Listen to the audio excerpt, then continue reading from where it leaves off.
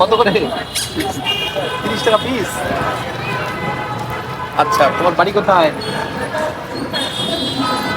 তুমি পড়ালেখা করো? কোন ক্লাসে? 2। আবার 2 তে পড়ো, আবার ফুলও বিক্রি করো? তোমার বাবা নাই? কি করে তোমার বাবা? হ্যাঁ, আচ্ছা একটু সাইডে দাঁড়া, আমি নামি। হ্যাঁ, কয় টাকা নেবো? 30 টাকা না?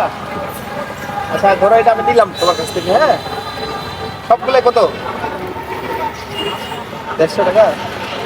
আচ্ছা দাঁড়াও, মনে করো সবগুলো 100 টাকা দিই। দিবা? দিবা? তাহলে সবগুলো 100 টাকা। হ্যাঁ, এই ছোট আপুর কাছে ফুল কিনলাম 100 টাকা দিয়ে। আচ্ছা, তুমি 100 টাকা দিলে খুশি? আচ্ছা ধরো, খুশি তুমি? আচ্ছা, এখন তুমি কোথা থেকে কিনছো এগুলা? কোথায়? ওখান থেকে কিনছো? এই ফুলগুলো তুমি কি 30 টাকা করে বিক্রি করো পিস? এগুলো যদি আমি তোমাকে দিয়ে দিই এখন, দিবা? দিবা না? কেন? আচ্ছা, এগুলো তো তুমি আমাকে দিলে না। আমি একটা রেখে